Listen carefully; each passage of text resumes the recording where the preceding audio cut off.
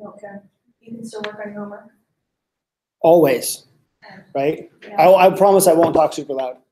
I promise. This is Asher. Welcome, Asher. Nice to meet you. He's a fifth grader. Love it. Love it. Yeah. Love it. Love it. He's to do some fun stuff. Yes, ma'am. He's in the Kids in Town 2 program. And last week, you know what they did? They did a debate. That's awesome.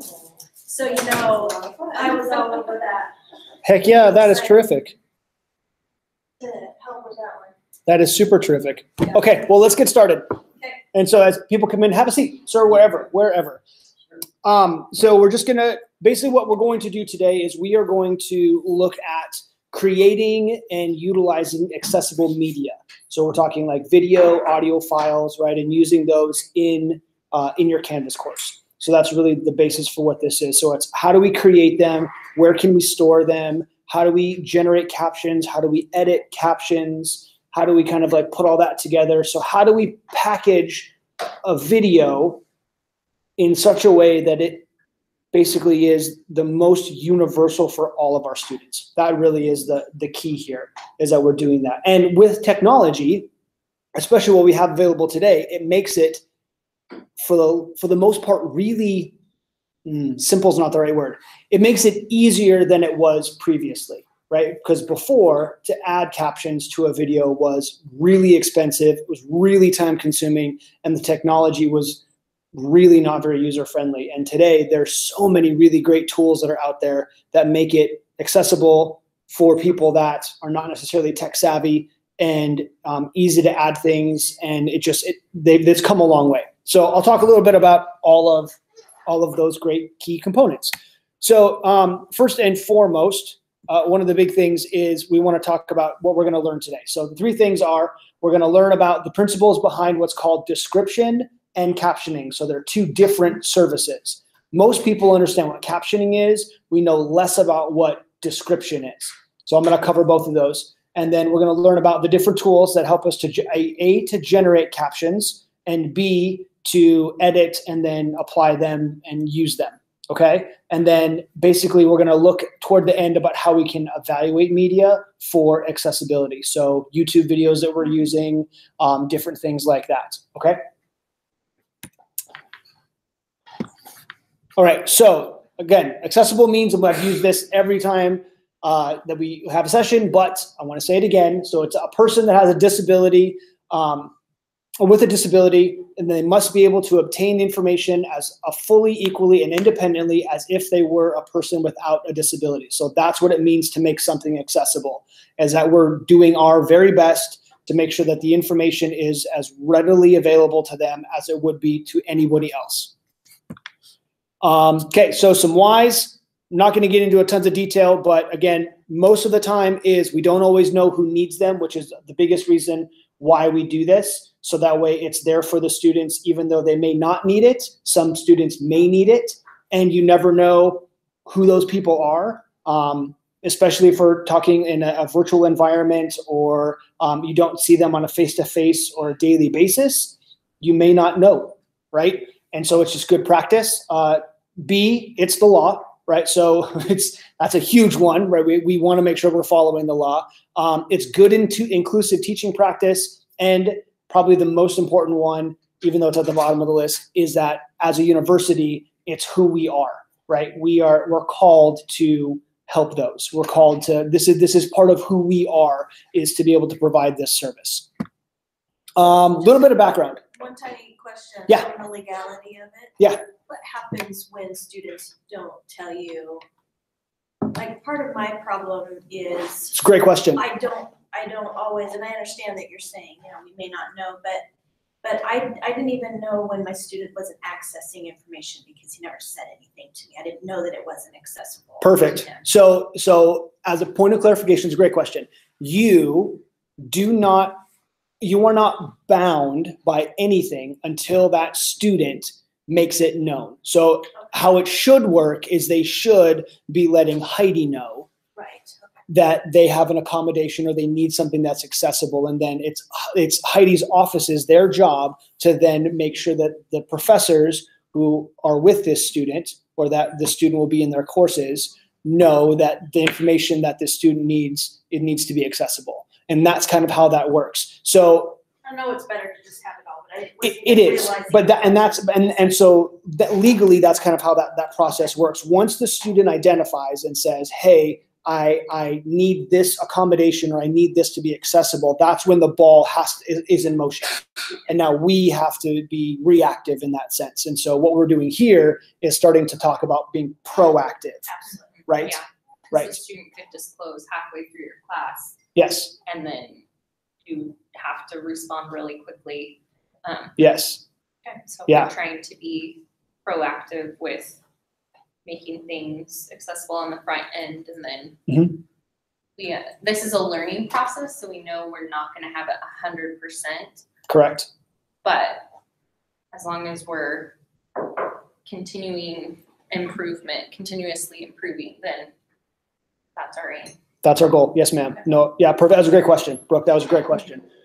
So some background. I found these statistics and I was just kind of blown away. So a couple of things. So the U.S. Department of Education estimates that 8 million students in the U.S. have some degree of hearing loss. And so when we're talking about captioning and using descriptive text, that's really, again, where we're falling into, is we're trying to serve especially this population of students, right? Okay, so now add to that an estimated about 90,000 students that are blind or have some sort of visual impairment, right? Now, visual impairment ranges on a scale. So we could spend, oh my gosh, I could spend a whole day talking just about ranges of visual impairment, right? And color blindness and this and this and this and how this all kind of wraps itself together. But so look at it that way. I mean, you're talking about, 8 million students, even if you just roll in the 90,000, right?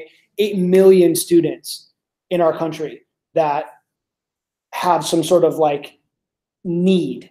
That's a lot. That's a lot of a lot. Okay. So this one really got me.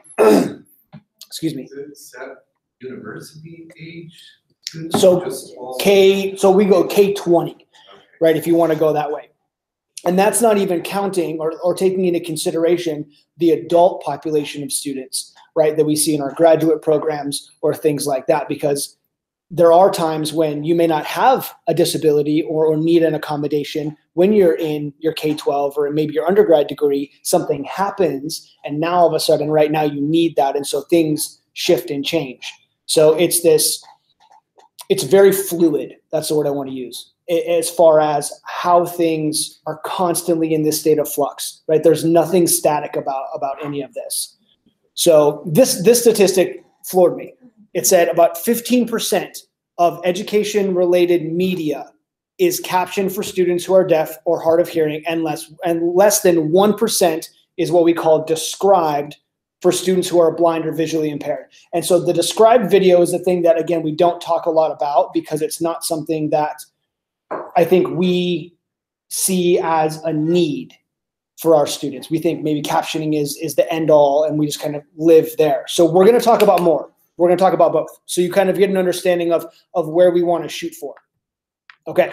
So to define a description, when we're talking about description, the difference between it and captioning is description is basically the audio or video description that is, in its essence, a verbal depiction of the key elements in a media or live production.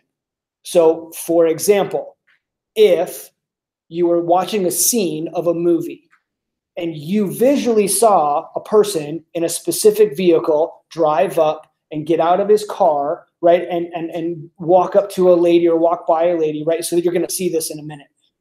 The video the description of that would actually be the description of what's happening. A yellow vehicle drives up, it stops, the door opens, you see a leg step out with so it's literally describing what it is that you would visually see. That's description. And so if a person is blind, they may hear the elements of what the video is, but they won't actually understand the descriptive elements that go along with it, which add to the overall understanding of what it is the context is. Okay? So that's what a description is defined as. So let me give you an example. The following clip is intended to simulate the experience of a student who is blind or visually impaired. The screen turns black.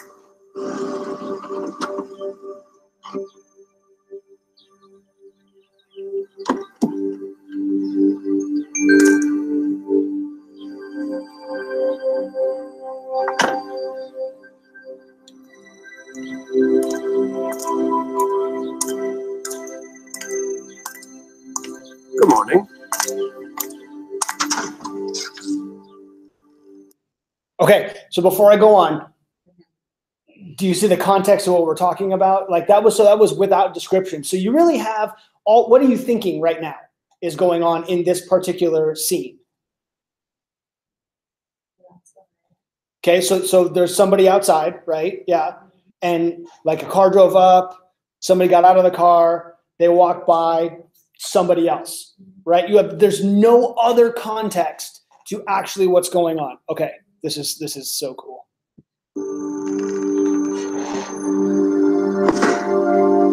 The following is the same clip, but description has been provided to describe visuals, actions, and settings not conveyed in the existing narration.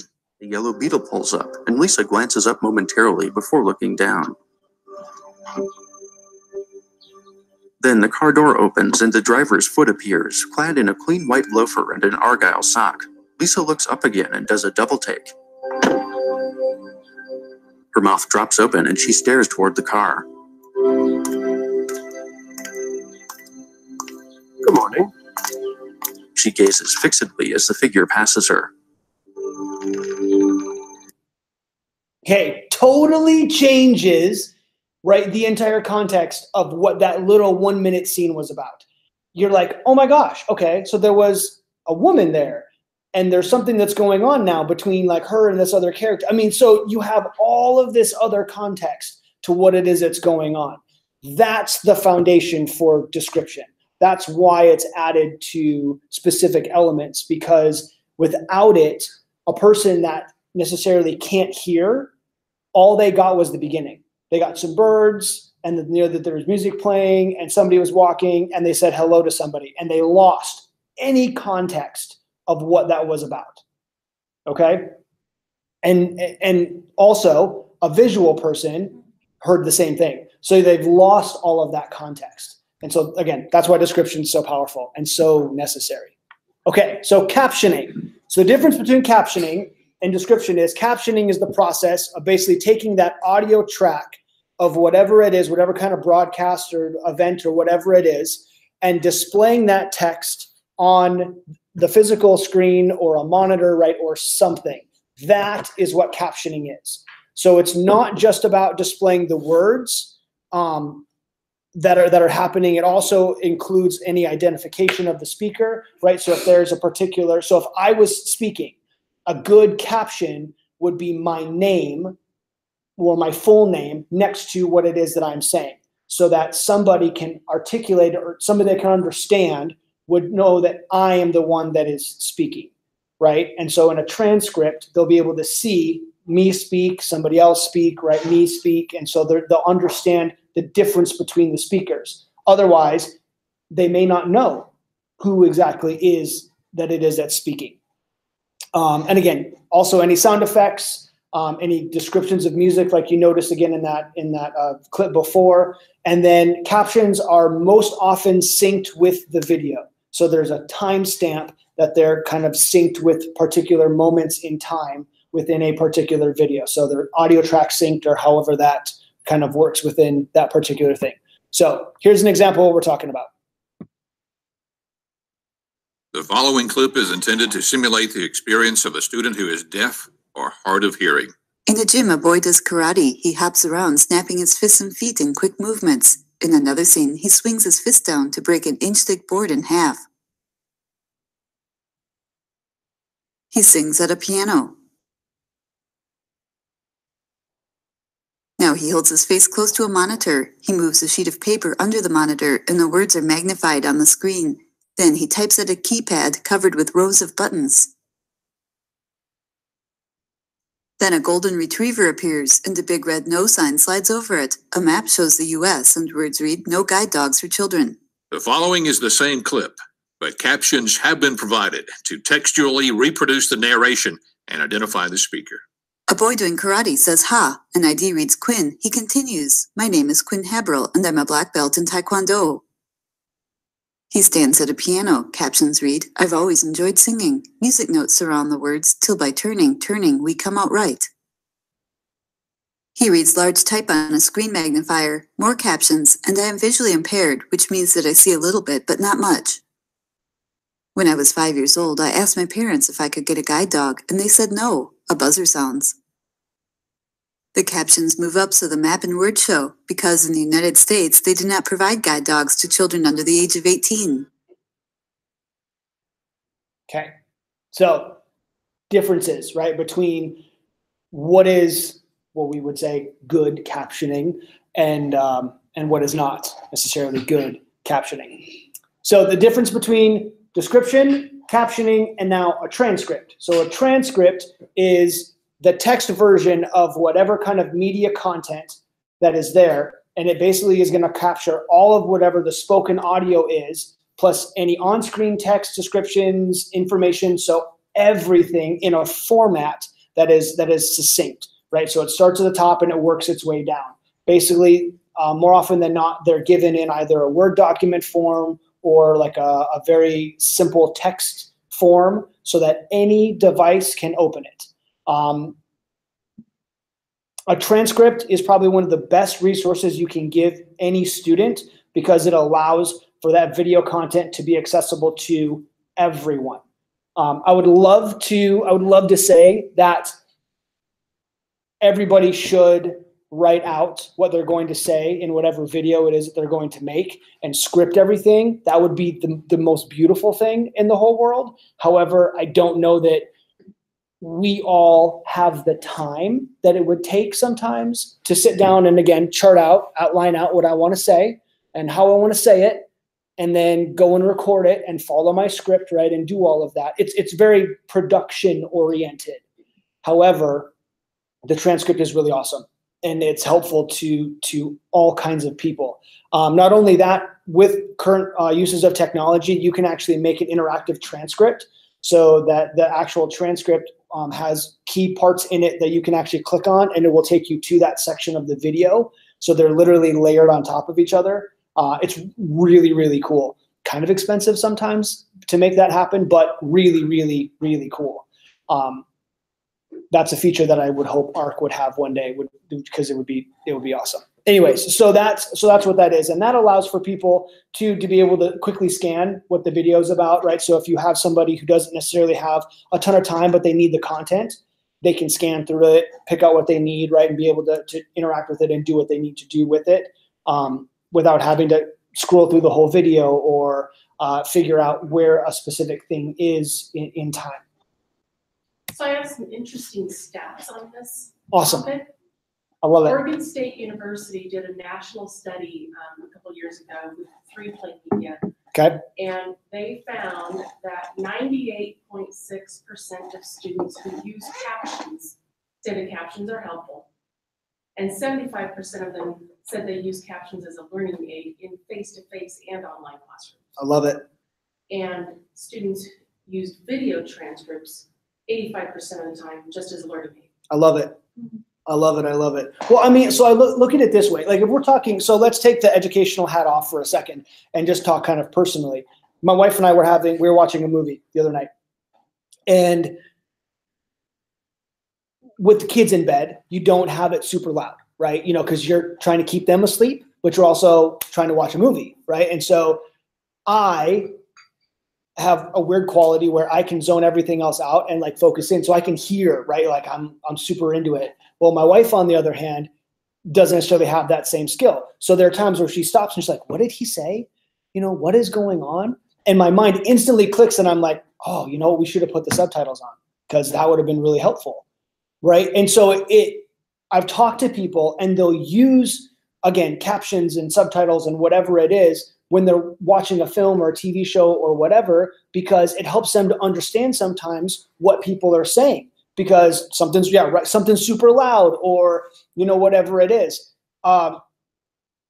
When I was dealing more with students, a lot of them, we would talk about why captioning is important, and some of them would say, well, I like the captions because the only time I have to watch this video or do this would be at a coffee shop, right? And so I can't necessarily, if I even have my earbuds in or my headphones on, it's still the ambient noise is so loud that I sometimes can't even hear what it is that's in my ears. So it's nice to be able to read again what it is that's going on. And it's like Crystal said, there's something about hearing something and reading something, right, that helps your brain process the information twice, right? So you're getting it visually and you're getting it auditorially. And the only other one that would help with that would be kinesthetically, which is, writing it down at that point in time. So you're providing a multimodal way of accessing information for students. And anybody that knows education or talks about education will talk about the fact that if you can hit as many learning styles as you can, it helps all of your students gain and retain that information. Okay? So all like that. I mean, yes. If you meet a new person, most of us, if we meet a new person, I will not remember their name 5 minutes from now. Mm-hmm. If they're wearing a name tag at the same time, I will. Mm-hmm. Or I am more likely to. That's a great point. Oh, that's a great point. Okay, so let's kind of put some rubber to the road a little bit. I have, was that 6? So there are 6 different places that you can, or tools that you can use to help you generate captions or add them to a video file, or just helpful tips and places to be able to kind of get some bearings. I'm also going to show you what ARC has available with it, because it's implemented within our Canvas instance. And so it's another really nice go-to as well. Also, we'll look at YouTube and their captions and kind of how that works as well. Okay. And so if you go back and watch the video of this later on YouTube, all of the links to these 6 things are in the chat section, so you can find it. And then I'll send this out to everybody as well, with the links that are there too, so you can click on them so you don't feel like you have to, go somewhere else and be like, I don't remember where that place was. Okay, so the first one here is, actually, I'll click here. Okay, so the first one here is Amara. And Amara is a really great, really awesome, super awesome platform. It is free for your personal use.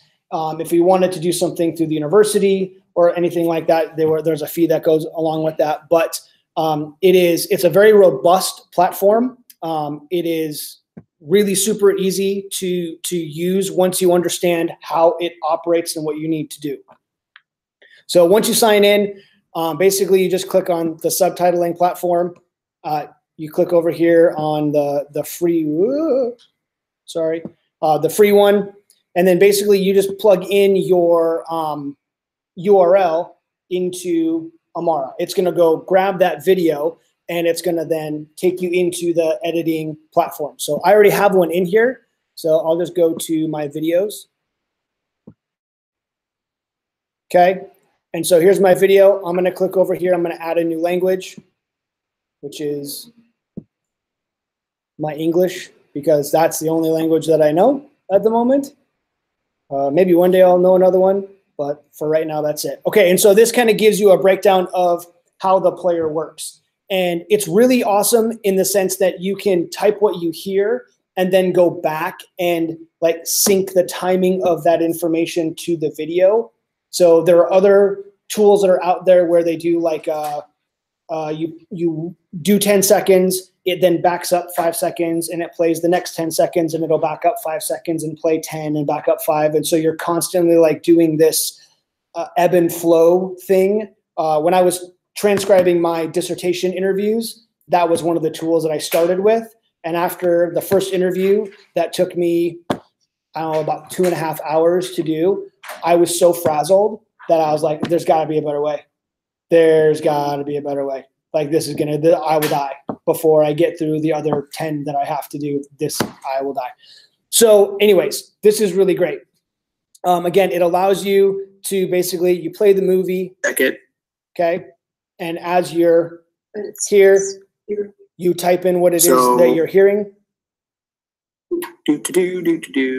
Right. So I could type do. That would be awesome, right? That was perfect. That was great timing. Okay. And so then after you've kind of got that right, you click the syncing button and it will you'll start to be able to sync what you've typed to the actual video. And then what it does is it creates what's called an SRT file, which is basically, I know what SRT stands for. I really do. It'll come back to me in a minute. And then that file is what you can attach to like your YouTube video, or you can attach to the video in ARC, in Canvas, or you can use that to generate a transcript, right? Or wherever that is. Yep, subrip something. Text. Yes. Yep. And basically what it is it's text that's synced with an audio track is basically what it is, an audio timer. So another free one. YouTube, though? What's that? Does your video only have to be in YouTube? So what if I had it just on a file on my computer or something? That's awesome. Okay, so this program is called .sub, and basically what it is it allows you to do that that same thing. So basically what you can grab your video, you upload it into .sub, okay, and then you basically go through the same thing that you did with Amara, except what .sub is it's a little more simplistic, and so it has an actual like timer, so it'll go 00 to 05. And then you can type the captions in that 5 seconds, and then it'll jump down and you'll be able to type the next one and then for the next 5 seconds. So it's not as streamlined, right, as Amara is in a sense. It's a little more simplistic, but it still gives you the play-by-play. And then when you're done, you save it.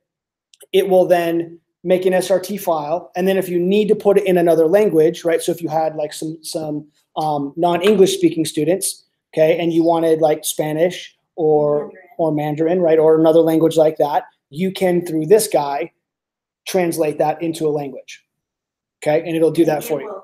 And it'll translate it for you. Yep. Now, certain languages. Yes, certain languages. Yes, ma'am. Okay, so that's .sub. Subtitle Horse. I just love the title of it. I think it's just a cool. This is just cool.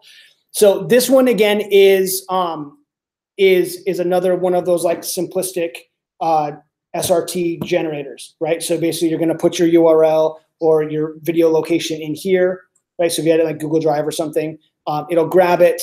You'll then kind of do the same thing. This one there again, we went with Amara, right? So there's kind of like upper echelon.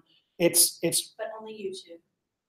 Well, you can upload other videos into Amara, but you have to house them somewhere. Does that make sense? Yeah. Public website. Yeah.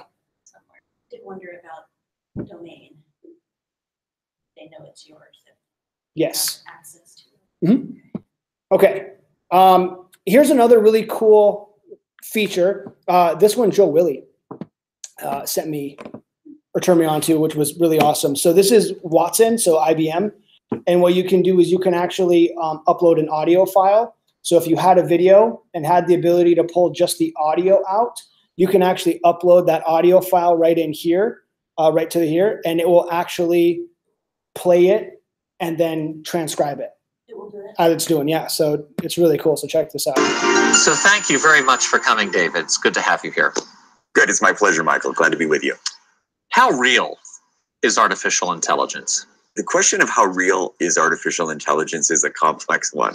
I would say if we define artificial intelligence as the ability of a machine on its own to understand large volumes of data, to reason that data with a purpose to predict the future, and then to continue to learn and get better, that is happening today in certain fields. How far in the continuum is IBM Watson in operability artificial intelligence?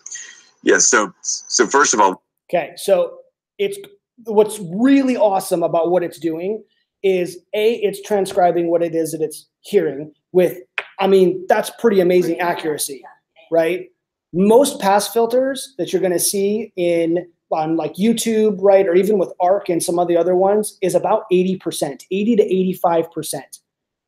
And that's based on your rate of speed, right? Your understanding of the English language, your dialect or accent that you have, right? And like environmental factors, okay? So that is pretty spectacular. Like I was pretty jazzed about that. And then it's also saying, oh, this was a speaker and this was a speaker. And if we let it go a little bit more, it will then delineate out this chunk of text that it had into a couple of other speakers. So this one's really cool. And it will save it? Yeah, and then when you're done, you can basically just grab this because it's like a text editor. You just basically come in here and just grab this, copy it, paste it into a Word document or wherever you are, and you're good to go. Now, the trick is pulling out just the audio. Well, if you only have audio files. And there you go. If you just have audio files, that's awesome. Okay. This one saved my bacon when it came to my dissertation. So what I did with my dissertation, and it's copywritten, so I can talk about it now. It's neither here nor there. Sorry, I just had to say that out loud because it made me feel so much better about what I paid for. So basically what I did was I took the audio clips that I had, the audio recordings of my interviews. I converted them into a video file. I then uploaded those to YouTube, made them private or unlisted so that nobody would see them, right? They're just on my YouTube account. And then I waited for them to get captioned or transcribed. Okay. So then I took that SRT file, which was not perfect, and I knew that it wasn't perfect. I took that and I brought it over to Rev. And so what Rev is going to do is it's going to take that SRT file that I have, and instead of it being like the time signature and the text, and then a time signature and the text and a time signature and a text, that you would have to go in and basically delete all of the time signatures out just to get to the block of text. What this is going to do is I can stick my SRT file in here. I can then come over here and pick what it is that I want. So I can come over here and pick this transcript right here, this TXT, and then click convert. It'll email me when it's done, and it will basically give me a text file that's just a block of text. And then I can go in and I can now make my edits and do what I needed to do. So then what I did was I had the audio on one side. I had my other screen was the text document, and I was going through and hitting return when a new speaker would come in, and then I'd go back and listen to that 10 more minutes, and I would stop it when I needed to and change the words, right? So I knew what was being said and added my little flavors in and did all of those things that way. Literally saved myself hours of transcribing. Why did I not know this 2 weeks ago? You're welcome. I am all about working smarter. All about working smart. And that was my thing is well, I was thinking there's gotta be a way, right, to leverage this piece of technology with another piece of technology in order to kind of like stack them or smash them or, whatever term you want to use at that point to get what I needed out of it. Now, 10 years ago, I'm not sure that we could have done that. I was able to figure it out, and I was so excited about it. Okay. Awesome. So that literally saved me hours of my life. Okay. This one I just found as I was doing some research and building this presentation. It's called the Able Player. And what it is it is an open source HTML5 compliant, accessible cross-browser media player. Say that 5 times fast. So basically what it allows you to do is you install it, and it will allow you to play any media file in any browser, right? That's basically HTML5 compliant. So most modern browsers, and I say most because some of them are still like riding the fence a little bit, But most modern browsers, so like Chrome and Firefox, right, and Safari, are all HTML5 compliant. So they've kind of made that jump, or are making that jump like in the progression. And so what that allows you to do is it allows you to use this to be able to play any media content that may not necessarily be accessible otherwise. So if you have a student, okay, that can't access specific media via whatever type of accessible hardware, software that they're using, this media player, this is something you can turn them on to, and they can download this onto their machine, and it will allow them to play the media and have full accessibility features to it, right? So think of it kind of like a media player that works with like a screen reader, right? So it's that compliant. Really, really cool. Really, really, really cool. So we could spend the next 20 minutes just looking at all the cool features. But again, really, really awesome. So cool. This is an example of one of those things that a bunch of really awesome people get together and make because they want to better the world, right? That's what this is. So it's totally free.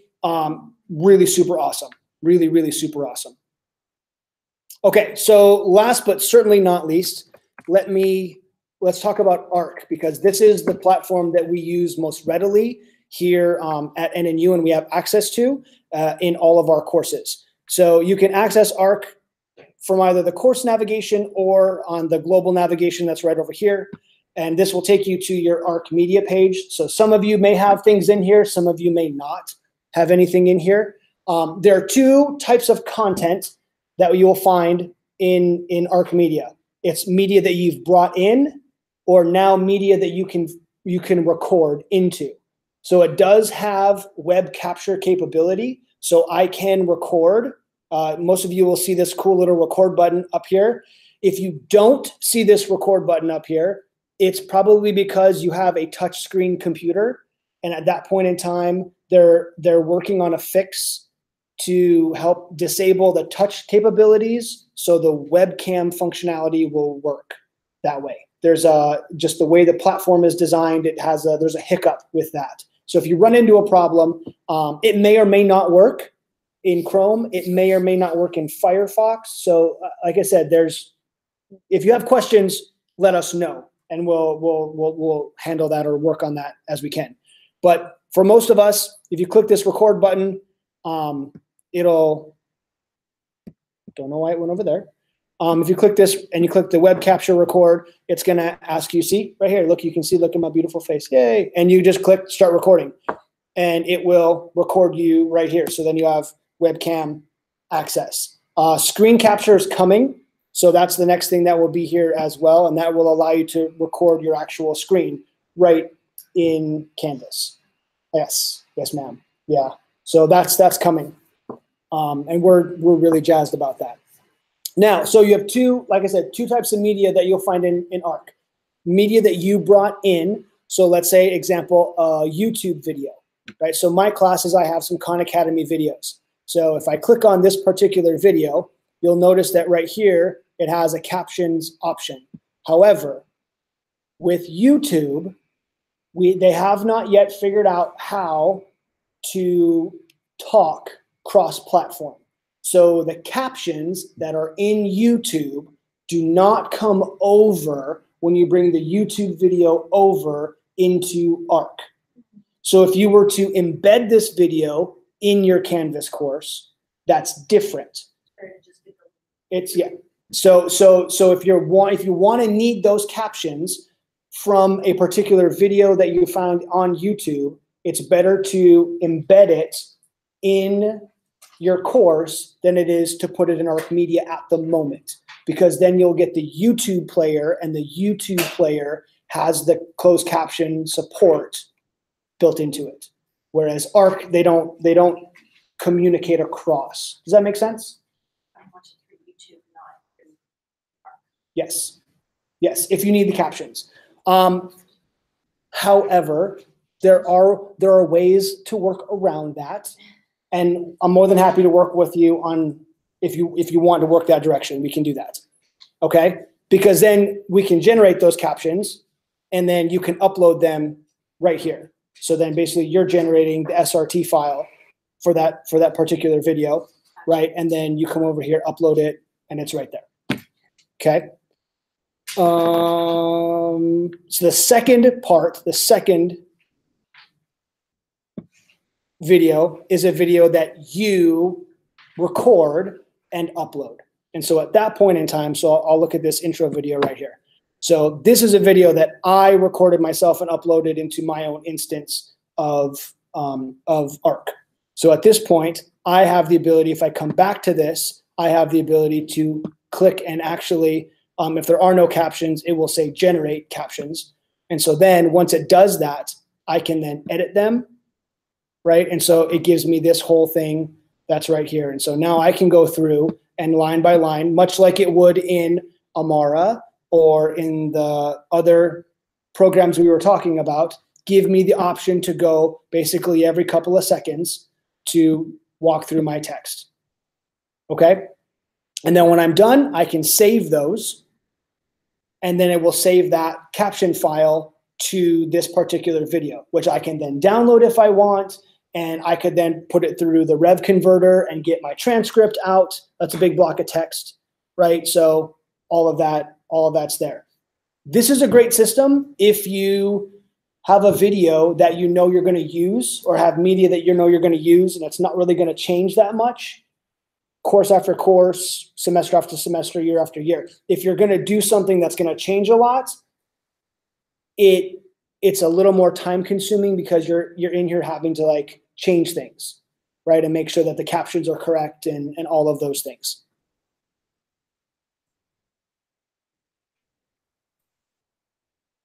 Okay, and then when you're done, the cool part is you have the English captions that you have that are available. Good afternoon. And when my name is Jesse Buckles. See, look, it even spelled my name right. It didn't say anything. Right. Yep. So this is why when we talk about making videos, the rate at which you speak is really important, because it's that much like a speech, right? It's about the pace, and it's about the content, and it's about the delivery, because the technology can only do so much before it just gets overwhelmed and is kind of like, whoa, much like we do in adult conversations when somebody is like really like taking over the conversation. You kind of go, okay, it's awesome, sweet. I'm not really sure how I'm supposed to process all that. Okay, so that's, and again, and that's a really, really broad overview of what we can do within ARC. Okay, YouTube is kind of the same way. I think this is hilarious. I'm live streaming on YouTube, and now we're gonna go to YouTube. This is spectacular. It's like a great way of looking at everything. Okay, see, look, we're live. So awesome. All right. Okay, so I'll look at this video. So in the back end, we'll pause that, of this video, okay, you'll notice when you upload something, you have this subtitles section.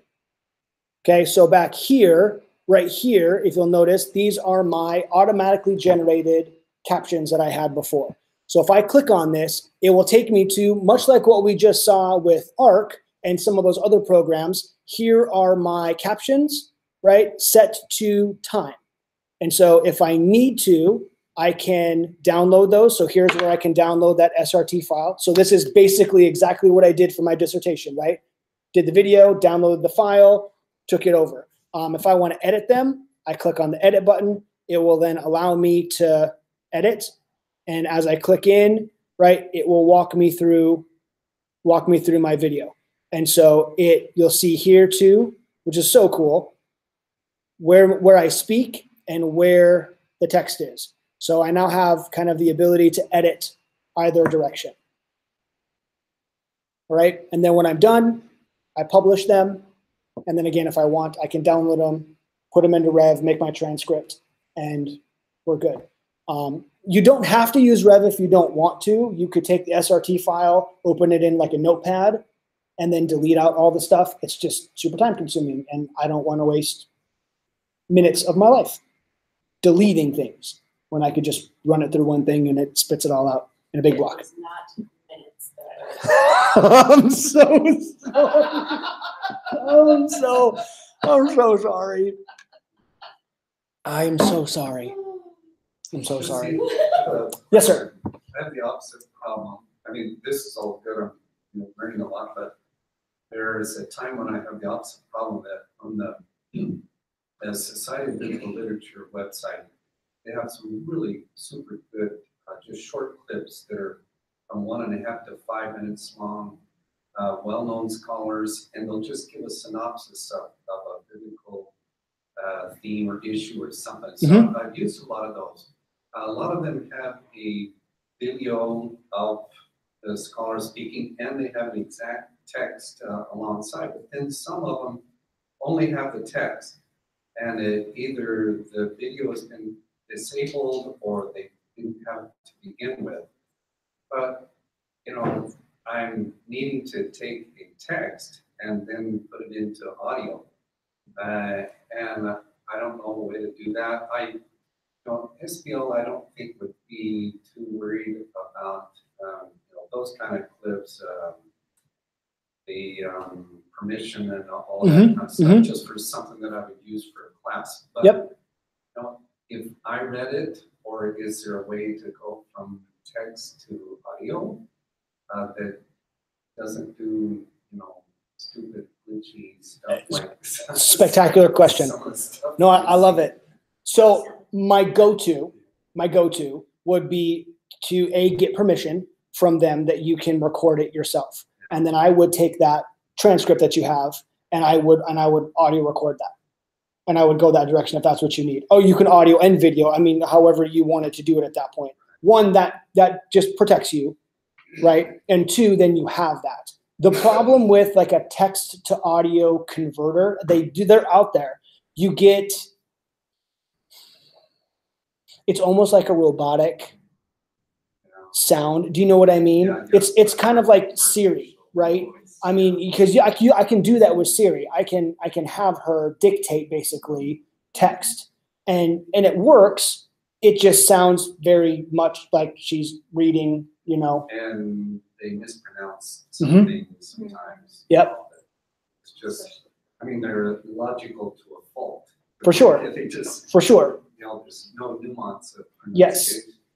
Yes. And honestly, I would always default to a human voice. And I say that because we as people are more inclined to tune our ears when we hear something that another person is saying, and we can pick up on inflection, we can pick up on, all of those very personal qualities that you can inflect into text when you're speaking it, where that other way is it's very monotone, right? It's very much that it's just hitting the basics, like you said, right? There's no inflection, there's no nuance, there's no accentuations.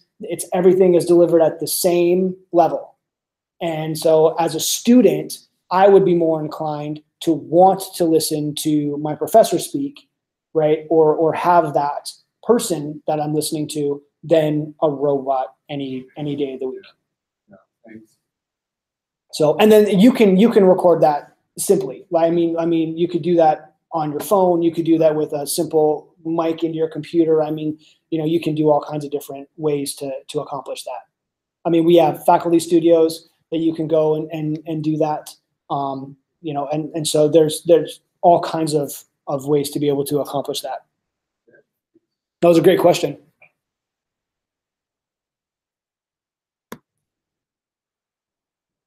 Okay, so that's it for me. Ask away, please. So we're going to do an intro to public speaking software called PitchVantage, and I did have the conversation. Oh yeah, I love that.